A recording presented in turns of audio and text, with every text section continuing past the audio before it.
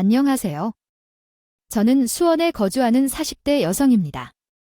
20대 초반의 어리석은 사랑으로 아이를 낳고 결혼한 적이 있습니다. 결혼은 비명분적이었지만 결국 이혼하게 되었고, 시댁이라는 말만 들어도 떨리고 몸이 후려친다는 게요. 그 집 사람들에게 당했던 일을 생각하면 마음이 아프지만 함께 분노하고 욕해 주신다면 마음이 풀릴 것 같습니다. 제 사연을 보내고 싶습니다. 전 남편은 진정한 멍청이였습니다. 성인이 되자마자 만난 사이였고, 그때 제가 대학생이었는데 전 남편은 대기업의 새싹 신입사원으로 입사했었습니다. 제가 졸업생이라는 이유로 멘토로 지목되었고, 그래서 학교에 나오게 되었습니다. 우연히 같은 조에 속해 있었고, 서로 마음이 맞았습니다. 그 순간이 인생에서 가장 후회하는 순간이었습니다. 학교 생활은 지시대로 하면 학점도 잘 나오고 교수님도 좋아해주어 취업에 유리했습니다. 전 남편이 그런 점들을 감사히 여기며 저만 알려주고 싶어하는 모습을 보여주었습니다. 그 후 밥을 사주겠다고 하며 만날 약속을 했고 발표 공약에 대해 이야기해 줄 것을 약속했습니다. 사회생활을 시작한 전 남편은 멋있게 보였고 대기업에서 일하는 모습은 아주 위대하게 보였습니다. 그의 어려움과 순수함에 매료되었고 사람들이 그를 칭찬하는 것을 보며 행복했습니다. 학교 축제에서는 가장 예쁜 학생으로 선출되었습니다. 사회에서 여왕으로 선정된 적이 있어요. 그 사람은 나의 외모에 매료되었고 나는 그 사람의 직업에 이끌렸었어요. 경제적으로도 여유가 있던 그 사람은 나를 보고 첫눈에 반했다며 다가와서 날 순진하게도 차지했어요. 우리가 사귀고 있는 동안 동료로만 느껴졌던데 선배가 결혼과 함께 다른 사람이 되었어요. 나는 이제 잡은 물고기로서 방치됐을까 싶기도 했어요. 무심함이 서운하기도 했지만 그 정도까지 신경을 쓸 여유가 없었어요. 결혼 후에는 시부모님 집에서 살았는데 남편은 취직한 지 얼마 되지 않아 돈이 부족했고 나는 학생이었기 때문에 돈이 없었어요.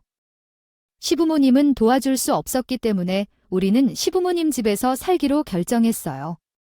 결혼 후 남편은 회사에 다니고 나는 결혼식 직후 5개월 임신 중이었어요. 시부모님은 나를 마땅하게 생각하지 않은 듯 했어요. 너는 남편이 출근했는데 집에서 놀 거야? 너희 집 구해나가? 라며 나를 혼내주셨죠. 일을 해야지. 아재물도 필요하니까 라는데 저는 임신 중이라서 못할 일이 없었어요. 그래도 집안일은 해야 할 게 있는 거 아니에요? 아니, 집안일은 기본이지만 내가 아무것도 안 하는 것 같아서 우리 식당에서 일 좀 하라고 해요. 매일 손이 모자라서 지원이 필요해요. 생활 패턴이 바뀌고 자존심도 상처받으며 힘든 시간을 보냈어요. 그러나 저는 그 힘든 경험을 통해 자신감을 갖고 독립하여 자신을 사랑하는 법을 배웠습니다. 지금의 삶은 제게 소중하고 행복하며 끈기를 가지고 앞으로 나아가고 있습니다. 현실을 직시하고 좌절해서 다시 일어서 삶에 대한 긍정적인 태도를 가질 수 있는 힘을 얻었습니다. 그 경험은 어려웠지만 이제는 그 과정을 통해 더 강해졌음을 자랑스럽게 여깁니다. 종일 우는 해 안고 있고 잠을 자면 젖병을 닫고 세탁을 돌리고 다시 뒤돌아서서 밥을 주고 기저귀를 갈고 눈코 들싹 내 밥아나 오늘 내 점심도 못 먹었어. 당신은 밥이라도 먹잖아. 그게 일이냥 나도 일 안 하고 집에서 놀고 먹고 하면 좋겠다. 아, 나도 일하기 싫다. 전 남편은 일하기 싫다는 말을 밥 먹듯이 했고요. 일하기 싫어서 그런지 저를 비난하는 일이 잦았습니다. 거기에 시부모님이 더해져 저를 아주 못살게 하셨죠. 누워만 있는 애 키우는 게 뭐가 그렇게 힘들다고 죽는 소리를 하니. 옛날 사람들은 다 그러고 살았어. 아, 너만 힘들게 사는 거 아니니까 그만 좀 징징거려. 일하고 들어온 사람한테 갔다고 말하지는 못할 망정 꼭 그렇게요. 고생을 말로 해야겠냐? 아, 그러니 싸움이 나는 것이지. 젊어서 그런 건지 아님 생각이 없어서 저런 건지. 시댁에서 제 편은 아무도 없었고요. 저는 그 집에서 천덕꾸러기였어요. 제가 애 낳고 몸도 못 풀고 누구 하나 도와주는 사람 없이 애 키우는 게 안쓰럽다고 생각하지 않고 그저 못마땅해 하셨습니다. 정말 매서러워서 울었어요. 결국 낳고도 2달밖에 못 쉬고 그 망할 놈의 시댁 식당일을 도우러 다녔고요. 식당 한켠에 애를 눕혀놓고 일하랴 애 보랴 정말 눈코 뜰 수 없이 바빴습니다. 이런 힘든 상황을 친정 엄마한테 말하면 더 마음 아파하실까 봐 그저 잘 지낸다 할 수밖에 없었어요. 저는 결혼을 한 게 아니라 이 집 잡으로 취직했다 하는 생각이 들었어요. 심지어 그 일하고 받은 돈은 남편이 관리해야 한다고 하며 남편 통장에 넣어줬고 따라서 나는 돈도 보지 못했어요. 그렇게 남편은 회사에 나가 일한다는 이유로 외면했어요. 그래서 7년이 흘렀어요. 제 나이도 29살이 되었고요. 그러던 중에 문득 생각이 들었어요. 번 돈이 이 교회의 정기교인이 되겠다는 마음에서 시작되었습니다. 그 돈으로 작은 월세를 얻어 우리 가족끼리 나가고 싶었어요. 그래서 남편에게 돈을 요청했어요. 여보, 아버지가 당신의 통장에 넣어주셨다고 해서 나한테 보내줘. 내가 번 돈을 가져 있을 테니. 무슨 돈? 아버님이 네 통장에 보냈대. 아, 난 받은 적이 없어. 부모님이 하는 식당을 조금이라도 도와주면 되겠지. 왜 돈을 받느냐? 너는 공감이 없어. 돈이 없다고 하면? 아니야, 그게 무슨 소린가? 돈이 안 들어왔다고. 그리고 부모님의 가게는 단순한 게 아니야? 나 눈코에 띄게 바쁘게 일하는데 넌 뭐라고 생각해? 내 돈을 달라고 해? 저냐 너냐 우리 집에서 며느리로 살면서 그렇게 요구할 게 뭐가 있어? 능력 없는 누구 때문에 이렇게 사는데 왜 나를 무시해? 그러면 내 돈을 주던가? 내 돈은 내가 가져야 하니까 그때야야 어리둥절했죠. 남편과 시어머니, 시아버지, 누구든지 저를 이용하고 있는 걸 깨닫게 되었어요. 이 집의 식구가 될 수 없고 그저 이기적인 자부심일 뿐이었어요. 왜 내가 무엇이 부족해서 이렇게 살았을까요? 너무 화가 나서 점심시간에 바쁜 식당에서 번 돈을 받았습니다. 요런 일이 있었으니 진짜 난처하다. 그때 정말 고생했네. 부디 다시 이런 일 없기를 바란다. 입금했어요. 돈을 가지고 있는데도 주지 않으셨거든요. 그냥 이 돈을 가져도 주지 않으셨어요. 정말로 싫어요. 그냥 일해주는 것이 자부심이 되는 거예요. 후에 주려고 했었거든요. 아, 그리고 만약 가족이라면 당연히 도와줄 수 있는 건데. 뭘 그렇게 부당하게 생각하시죠? 제가 아버님 가게를 무료로 도와주는 건 왜요? 돈을 주신 걸로 일한 거고요. 요즘에 사람 부리면 신고당하잖아요. 제가 신고한 한 것만으로도 고마워해야죠. 다행히도 이게 제가 난리를 치니까 한 번에 약간의 돈이 들어왔어요. 그렇게 나를 지한 시부모님을 혼내준 후에 이미 크게 자란 아이를 데리고 친정으로 갔어요. 많은 사람들이 시부모님 앞에서 제멋대로 해버렸기 때문에 어느 정도 시원한 부분도 있었어요. 왜 바보처럼 참아갔는지 모르겠어요. 그건 그땐 적당히 쳤지만 지금과 같다면 합리적으로 이별했다고 생각해요. 그래서 남편과 이혼을 결심했죠. 그런데 남편이 양육권을 가지고 물고 늘어주더군요. 제가 직업이 없어서 경제적인 면에서도 어려웠고 아이는 곧 입학을 앞두고 있었기 때문에 익숙한 동네에서 친구들과 함께 학교에 다니고 싶다는 아이의 의견을 받아들였어요. 저와 더 친밀한 쪽이었으니까요. 그때 피눈물로 아이를 시부모님에게 떨어야 했죠. 그때 전 시어머님이 얼마나 비웃고 봤는지 지금도 생생합니다. 애민이 애를 버리고 가게 해? 귀찮겠지만 없이 어디 가서 살 수 있겠어. 귀찮아서 애나 두고 가는 거야. 그렇지 않습니다. 매달 아이를 볼 거예요. 양육비도 꼬박꼬박 줄 거예요. 지금은 사정상 여기에 살라고 하지만 동안이 되면 데리고 갈 거예요. 휴, 그게 그렇게 되나요?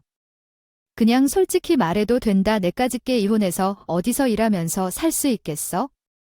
범죄나 저지르지 않으면 다행이지. 애는 우리가 알아서 잘 키울 테니까 섞어져라.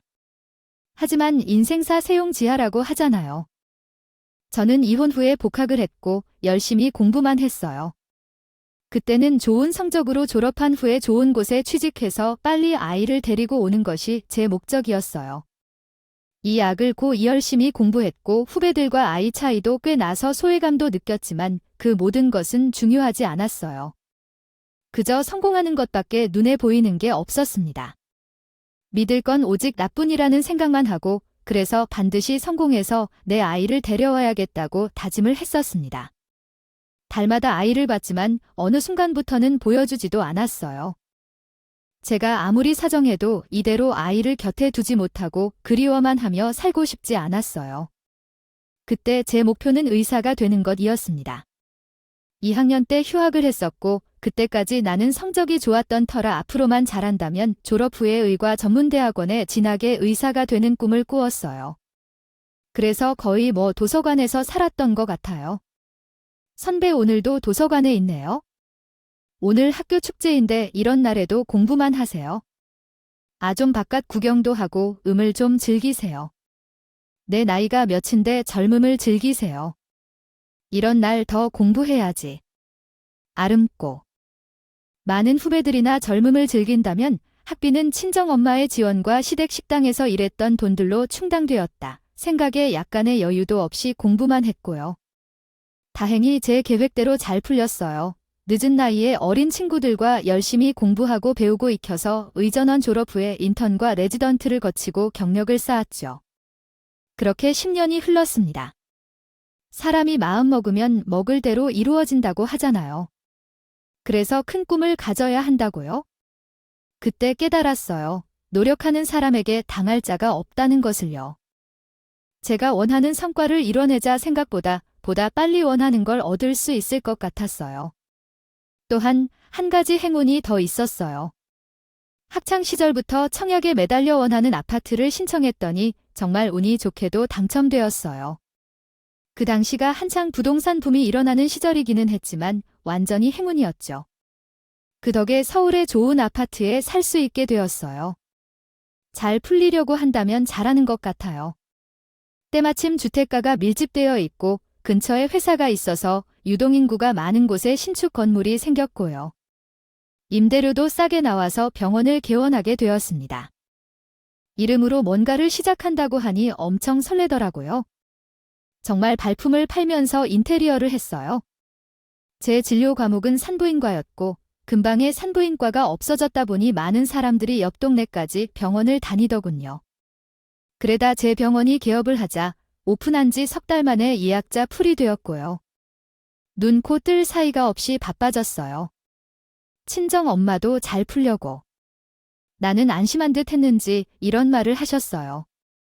정말 대단해요. 내 딸이지만 정말 대단해. 이혼 이후 잘 해결했어. 농촌에서 계속 살았으면 아마 계속 식당에서만 일하고 살았을 거야. 맞아, 엄마. 그때 이혼 안 했으면 아무것도 못 해보고 아무 생각도 못하고 그냥 식당에서만 일했을 거야. 역시 사람은 생각을 하면서 살아가야 해. 그래서 이혼한 건 나쁜 일만은 아니야. 실패한 게 아니야. 다시 기회가 주어진 거니까 넌 잘 활용한 것 같아. 잘했어.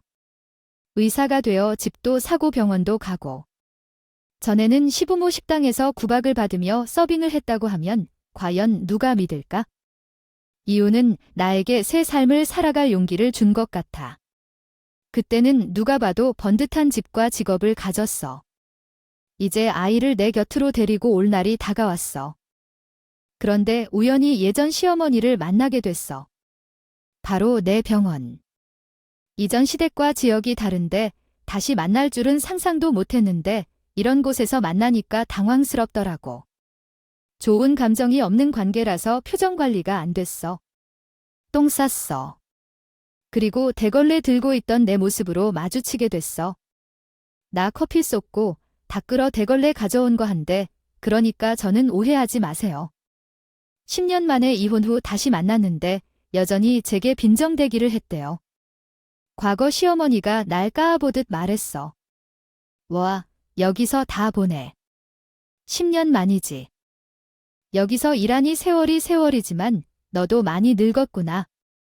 수고 많이 한 모양이야. 처음에는 날 알아볼 뻔했어. 살도 많이 빠지고 괴로운 시간을 보냈나 봐. 처음에는 날 모르겠다고 했어? 살도 많이 빠지고, 어머, 살찌는 것이 곤입겠지. 남편 품에 있는 게 좋을 때가 있었지? 그래. 인사는 생략할게. 어차피 서로 인사할 필요 없잖아. 나 여기 있어? 그런데 오신 일이 뭐야? 아직 병원 안 열었네. 너무 무례하게 들어오면 안 돼. 거북하게 질리는 여전해 보였어. 내게 보자마자, 와, 늙었네. 고생을 했네. 어쩌네. 하는 과거 시어머니의 말에 당연히 좋게 대답하고 싶지 않았어. 출근 중이라 의사 가운도 입지 않았고 가벼운 우차를 들고 있었기 때문이야. 그래서 과거 시어머니는 내 직업을 몰랐는지 나를 청소부라 생각했나 봐. 크게 비웃으며 말했어. 아이, 병원에서 청소일 하나 보고 왔네. 내가 그렇다면 그래? 하지만 타이틀이 하나도 안 부러워. 내 밥벌이는 너가 알아서 하고 있으니까. 나의 걱정은 그만해. 아이는 잘 지내고 있어? 어머, 아이는 여전히 성격에 문제가 있구나. 우리 아들은 평원 원장과 함께 재혼했는데 너네 집 아이도 상태가 어떻게 되고 엄마가 청소부로 일하면 부끄러울 거야. 잘 나가는 의사 새엄마가 생겨서 널 어떻게 할지 걱정이야. 더는 말이 서툴러서 미안하지만 살아남으려고 노력하고 있어? 아직도 전 남편에 대한 소식을 묻거나 설명하려는 건 정말 이해하기 힘들어. 이 병원 원장이라는 사람 얘기는 내가 듣고 싶어하는 정보가 아니니까. 그런데 누군가가 여기 원장과 결혼한다는 소문이 돌고 있어? 우리 애는 걱정할 필요 없어. 우리 소녀야. 친모라고 해서 외부에서 이야기하지 말고 전 남편이 잘 되니까 나에게 아픈 게 아니라 우리 아들이 보이겠어. 너의 속을 볼 수는 없지만 혼이 풀렸으니 더 나은 삶이 올 텐데. 결국은 우리 아들이 새로운 사람과 결혼하고 결혼 생활이 행복할 거야. 누구라도 결혼을 원하는 건 다 이해돼. 결혼하고 나니 우리 집도 평온해졌어. 실수를 바로잡아줘서 고마워. 이제 나는 떠나볼게. 어떤 이유에서든 간에 우리 며느리 방은 어디 있는지 확인해봐. 전 남편이 다시 결혼했다는 소식을 듣고 아프다는 척하는 걸 본 것 같아. 그래서 마치 우리가 더 잘 산다는 듯이 감정을 나타냈어. 이혼한 며느리가 잘 살면 안 될 것 같은데 신경 쓰지 마라. 계속해서 분위기를 유지하려고 노력하며 그런 짓을 하지 않길 바래. 사람은 그때나 지금이나 같습니다. 누가 얼마나 더 생각이 변하겠습니까? 그 생각은 피하지 않으면 고쳐지지 않을 것입니다. 그래서 내 입만 아파집니다. 그래서 제가 아이가 누가 결혼했다고 소리를 질렀지만 그때 전 시어머님은 방을 나가려는데 간호사가 달려와서 전 시어머님에게 얘기를 했습니다. 그러자 시어머님은 깜짝 놀라며 어머, 왜 의사가 이런 걸 시켰어? 그 사람이 하라고 하라니까 직접 말을 해야지. 원장이 이렇게 하는 거면 우린 체중이 안 되겠네 하며 중얼거렸습니다. 그러자 다른 간호사가 들어와서 오늘 입원할 환자의 진료 차트를 가져왔다고 알려주었습니다. 시어머님께서는 차트를 받아 달겠어요. 근종 환자구나. 정말 손이 많이 가겠구나. 책상에 올려주세요 하였습니다. 차트를 올린 뒤 시어머님은 제 이름이 적힌 명판을 발견하고 깜짝 놀라 신기하게 바라보았습니다. 그 뒤 간호사가 내 이름이 적힌 책상 위에 환자 재증명 서류를 올려놓았더니 시어머님은 대걸레를 가져와 제 방을 닦으러 들어가자 얼굴이 벌어지며 각들어서 주위 모두가 경악하는 표정을 짓더군요. 의아한 듯 묻었습니다. 척하시거나 아니면 왜 그 사람을 원장이라고 부르시나요? 원장님은 그 분이 아니시잖아요. 그리고 그 사람이 어떻게 원장이 되었다는 건가요? 제 원장님인데요. 그런데 누구세요? 문도 안 열었는데 벌써 들어오셨다니 어떻게 들어오셨나요? 원장님, 이분 누구세요? 아는 사람이네요. 원장인데 제가 여기 병원 원장을 아는데 그분이 아니라던데. 정아가이 병원 원장인데요. 여기 병원장이 참, 며느리가 원장이라고 했다고 해서 누가 내 병원에서 원장이라고 속여 다니는 거야? 이름이 정아라 하고요. 간호사님, 정아라는 사람 여기 다니나요? 아, 김정아 씨네요. 아, 정아 씨, 데스크 직원이네요. 얼마 전에 새로 오셨어요. 출근한 지 얼마 안 된 것 같은데요. 원장이라고 하는 사람 김정아 씨요. 데스크 직원이래요. 거기로 가보셔야 해요. 업무 시작 전에 어떻게 된 건지 얘기는 할 수 있을 거예요. 저는 살짝 웃었습니다. 제가 다 입고 산 줄 알았는데 제 안에 상처가 조금 남아 있었나 봐요. 간호사들이 저를 높이 대하는 모습을 보게 되었고 의사라고 철석같이 믿었던 며느리가 데스크 직원이라고 알게 되니 예전 시어머니에게 좀 통쾌한 기분이 들었습니다. 이전 시어머니는 그 즉시 데스크로 가셨어요. 데스크에 김정아는 명찰을 달고 업무를 준비하는 자신의 며느리를 보고 기절하셨습니다. 얼마나 놀랐을지 말입니다. 여기는 정식 일이에요? 저희 병원에 오지 말라고 했는데 왜 오셨어요? 전화라도 주시던가 오셔야죠. 저희 병원이에요. 너 의사라면, 너 이 병원 원장이라면 내가 말로. 내가 왜 그리 큰 화를 내냐니 이게 무슨 일이야? 아니에요. 여기는 제 병원이에요. 제가 오늘은 데스크에서 근무하고 있어서 잠깐 업무를 보고 있는 거예요. 저 여기 원장 맞아요? 무슨 소린가? 지금까지 다 확인하고 왔는데. 그것에다가 명차까지 걸고 원장이라고 얘기할 생각은 없어. 과거 시어머니의 며느리인 김정아 씨는 손까지 덜덜 떨며 초조해하고 변명할 여지를 찾는데 괴로워하며 고민하고 있었어. 그때 나도 확인해야 해서 나섰어. 이 병원에서 사기를 치는 사람을 더 둘 수 없어. 가장 불쾌했던 것은 내 아이의 새 엄마가 그런 사람으로부터 속아들었으니 참을 수 없었어. 김정아 씨, 진실로 말해. 이분은 당신이 이 병원의 원장이라고 한다더구나. 사칭하고 다녔다고 말해. 아니요, 사칭한 적 없어요. 전 그냥 여기서 쫓기니까 한다고만 했어요. 진짜 원장이라는 말은 한 번도 안 했어요. 무슨 말이야? 방금도 그 사람에게 병원의 원장이라고 했다고. 내가 왜 이렇게 행동했는지 설명해. 나 사기를 쳤다고 인정한다. 이제 순실한 까닭에 밀어붙이니 마음 놓은 눈빛으로 말했다. 아이씨, 정말 걸렸어. 계속 속일 수 있긴 했어. 그런데 도저히 참을 수가 없었어. 데스크가 이러한 생각을 하는 게 좋은 건 아니야. 어이쿠, 너 그런 소리 하면 안 돼. 결혼하면 속아주는 거 아니야? 그리고 왜 우리 아들이 돈을 못 벌어? 우리 아들은 치료 살 수 있어도 엄마 모르셔.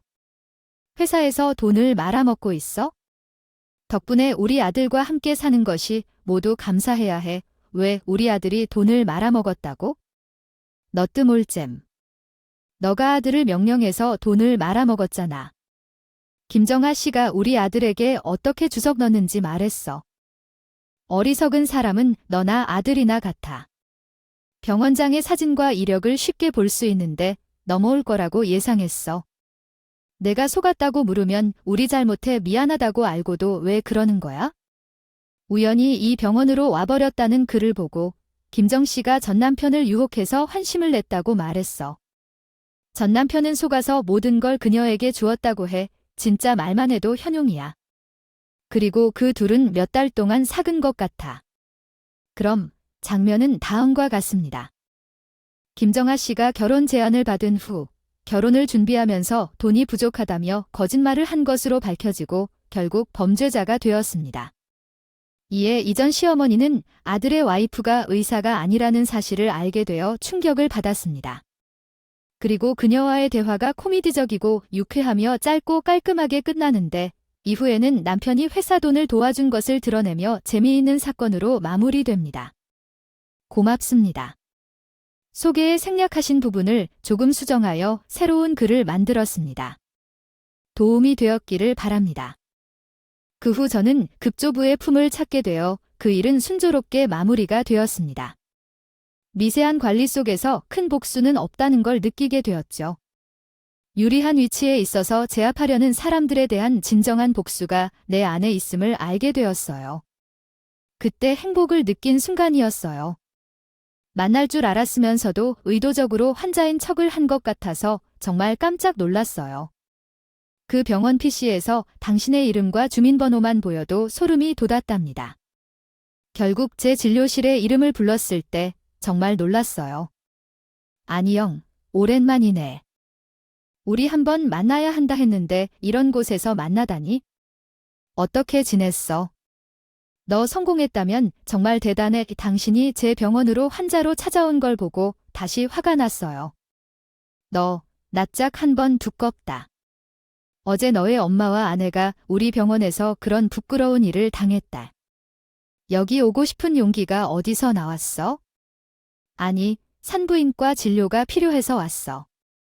내 인생에서 어떻게든 잘 되고 싶어. 당신이 여자라는 사실을 알게 돼서 뭔가 힘을 빼닮은 건가 했어요. 너도 여전히 똑같구나. 엄마한테 얘기들은 들었어. 너 잘 나가더라니. 당신이 병원으로 찾아온 이유를 이해할 수 없어서 궁금했어요. 어째서 여길 왔니? 진료받으러 왔단 말도 아니겠지? 예, 사과하려고 왔어. 빨리 말하고 싶어. 뭐? 왜 빨리 가라고 하는 거야? 우리 부부였지? 그렇게 상냥하게 대해주지 마. 내가 그렇게 변했다고 뭐 어떤데? 너무 무례하게 대하면 안 돼. 이젠 너무 달라졌다. 내가 달라졌어서 내가 속상해? 내 직업도 없고 돈도 없다니까? 내 머리 꼭대기에 앉아있는데 왜 그러니? 굴려 생각하지 마. 아이고야, 무서워. 너도 많이 달라졌구나. 하긴 이렇게 큰일 해냈는데 보통 심장으로 할 수 있는 일이 아니지. 오다가 부동산에 들려서 들어보니까 당신 집도 있다며 정말 잘 됐다. 우리 딸이 정말 좋아할 거야? 동네 소문 빠르네. 역시 모든 소문은 부동산 아니면 미용실이지만 그 신경 꺼. 그리고 말이 잘했다. 내가 곧 얘기 꺼내려고 했는데. 우리 딸 이제 나한테 돌려줘. 그래 맞아. 우리에겐 딸이 있잖아. 우리 딸을 위해서라도 다시 합치면 되겠다. 진 엄마만 한 엄마는 없잖아. 안 그래? 그리고 구간이 명관이라고 너만한 사람도 없더라. 합치자고 웃기는 소리하고 자빠졌네. 야네, 와이프가 불과 어제까지 우리 병원에 다녔었거든요. 허튼 소리 하면 사람 부른다. 빨리 안 나가. 나도 그 사기꾼 같은 년 때문에 내 인생 완전 꼬였다고 나라고. 그년이랑 결혼하고 싶었는 줄 알아? 나도 속은 거라고. 알고 보니 전 남편의 현 와이프는 임신했다고 뻥치고 의도적으로 결혼하자고 한 거였어요. 알고 보니 그것도 뻥이었어. 그 김정아 씨는 애까지 딸린 이혼남과 왜 결혼하려고 했냐면 빚이 상당히 있었. 마음에도 없는 결혼을 해서 위자료 좀 뜯어낼 심상으로 결혼을 하자고 한 거였어요. 그런데 어제 딱 걸린 거예요. 당신도 참 등신이다. 의사라고 하는 여자가 왜 너 같은 걸 만나겠니? 확인해보면 속지 않고 다 피해갈 수 있는 데의 대가리가 안 돌아가. 그 머릿속에 뭐 우동사리만 들어있지? 하긴 머리카락 꾸미는 데만 쓴이 돌려도 돌아가겠네. 나도 바보였지. 당신과 같은 곳에 코를 껴 결혼하고 7년 동안 시부모님 식당에서 뼈아픈 일을 하며 살아왔습니다. 그래서 기억하고 싶지 않은 기억이기 때문에 더는 얘기하지 말고 돌아가라고 말씀드려야겠네요. 저도 정리하고 퇴근할 거니까요. 그 인간한테서 들은 말로는 어떤 꿍꿍이로 제게 찾아왔는지 감이 왔어요. 어머님께서는 제 이야기를 듣고 저에게 빌어 다시 시작하라고 꼬셔보라 했겠지요. 그래서 개인 병원 의사인 그녀가 소유한 신축 아파트까지 가지고 있다고 들었을 때, 그녀와 다시 시작하면 편하게 살 수 있을 것 같다는 생각이 들었을 것입니다.